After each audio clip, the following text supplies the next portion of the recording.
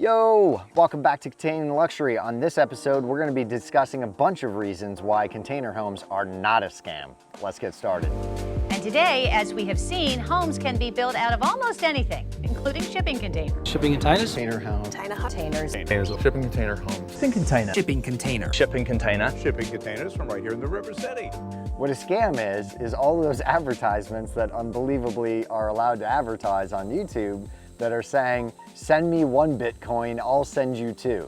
Don't do that, that's obviously a scam. That's a scam where somebody's lying to you and they're like promising you something, but then the reality is you don't get anywhere close to that. The pure comment of container homes are a scam is stupidity. They can't be a scam because I'm sitting in front of a container home right now. It's a livable structure, it's not a scam. Tons of people that have built really nice container homes that are actively living in them, and they will vouch that it is not a scam just because you use a container to construct your house.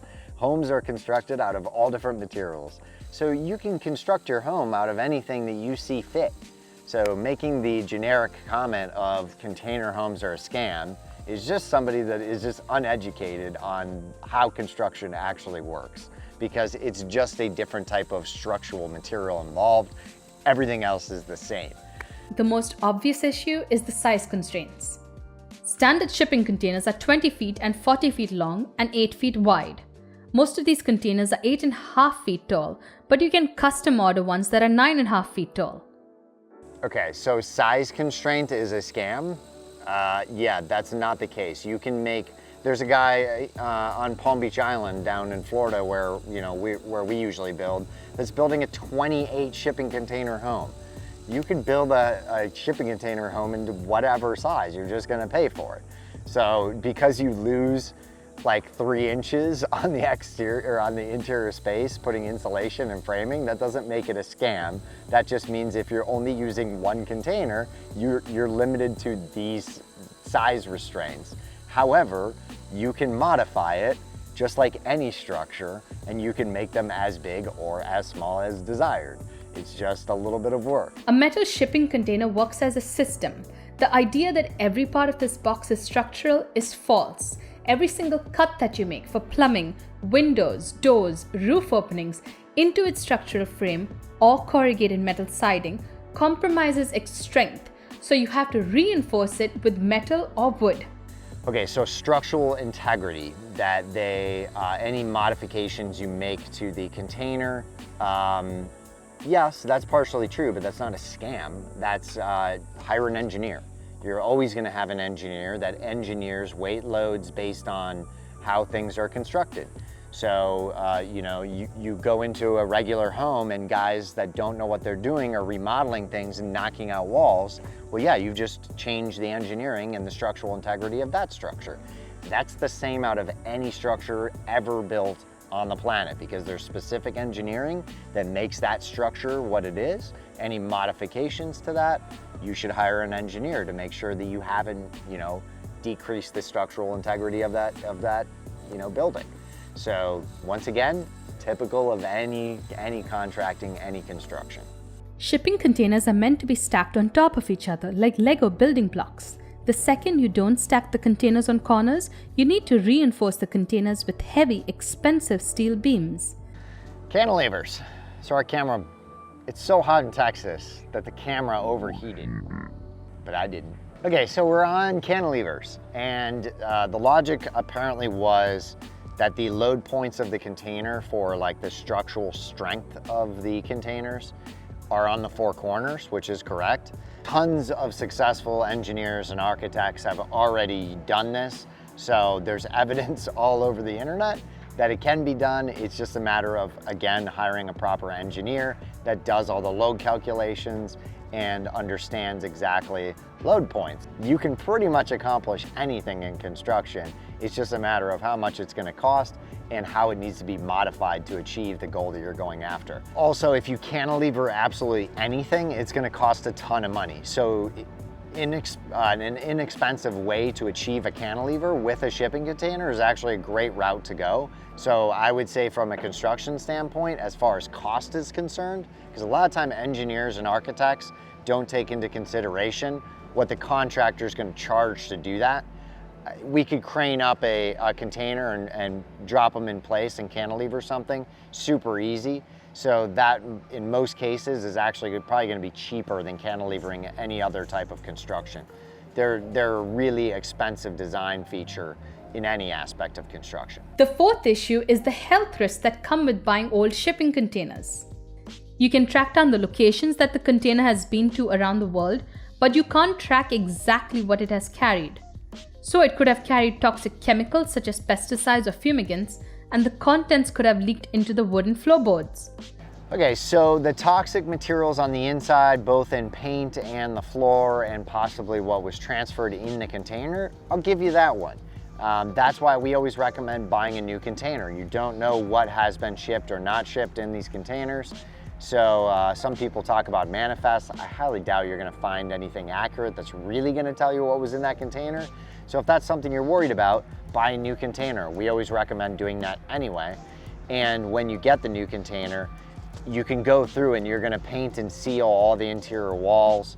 And also with the flooring, a lot of people are pouring lightweight concrete over them, so you can seal all those floors and any of the stuff that you might be worried about in that. And if that really comes down to you're really worried about that, then don't build out of don't use a shipping container. Build out of any other typical type of construction.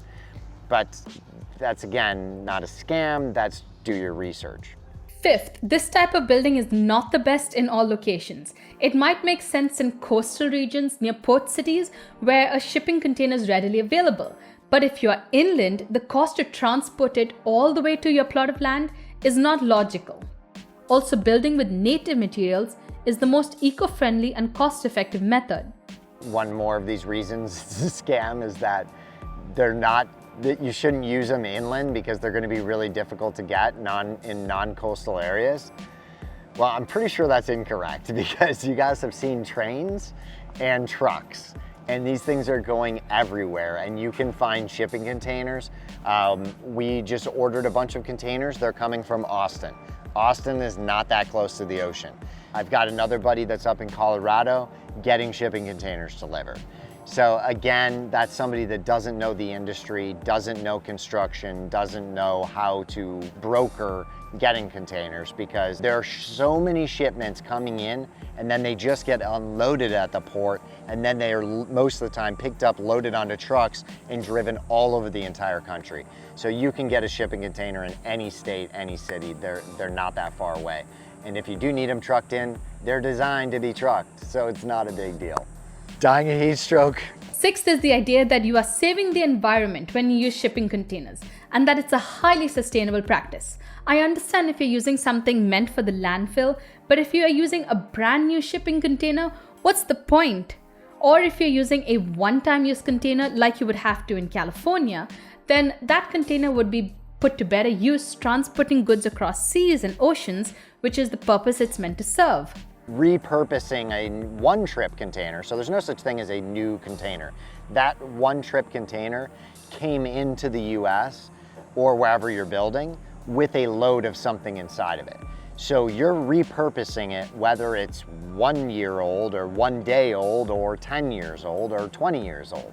So that's like saying, well, I got this can today, so if I recycle it today, that's not the same thing as the can I found in the woods that was 20 years old, and then I recycled that one. It's still recycling, it's repurposing. Finally, let's get to the idea that shipping containers can be the solution to the housing crisis in the world. But this crisis is not a technology problem. It's far more complex. Purely from a financial aspect, it would be cheaper to build homeless shelters with wood rather than build a complex shipping container building. This type of building can maybe be 20% cheaper, but not much more. So I guess one of the other reasons that they were a scam is that shipping container homes are not going to solve the housing crisis because there's other alternatives that might be more useful in certain situations. Is this a real comment? So don't build out of something that you're recycling because something else might be better in a different situation. Yeah, You're not gonna build out a 2x4 framing down in the Bahamas because they're gonna get destroyed. So we build out of concrete there. You're gonna use 2x4 wood studs up in the mountains where you don't have to worry about tornadoes and hurricanes. You know, you're not gonna build a solid concrete structure in an environment that you don't need that. So yes, every project is built and designed for the territory that it's being built and designed for. So obviously there's negatives to building out of any building material. I'm not gonna use wood studs in a certain environment. I'm not gonna use concrete in a certain environment. And in certain situations, I'm not gonna use a shipping container. As you can see on our property, I'm building a metal building down there. I've got a wood structure that we framed up really fast, so we needed inexpensive for a shed. And then I've got container houses being used as like little dorm units. So every situation is built and designed for the project at hand. But that does not make shipping container homes a scam in any way, shape, or form. Hire people that know what they're doing, know what they're talking about, and know how to utilize the type of structure that they're creating. So we hope this video has been informative. We hope it's been a realistic response to, quite frankly, just the uneducated reasons behind 1.5 million people watching 7 reasons shipping containers are a scam. I hope we've given you enough rebuttal to realize that shipping containers are not a scam in any way. Getting scammed is these IRS people that are blowing up your phone claiming that you're about to get sued if you don't pay them over the phone. Note to self, the IRS does not ever call you and threaten to sue you. They're gonna mail you a letter and then you're gonna get a case file, and that's how that works. So that is a scam. If somebody's saying that they're gonna give you 2 Bitcoin if you send them 1, that's a scam. Shipping container homes are not a scam.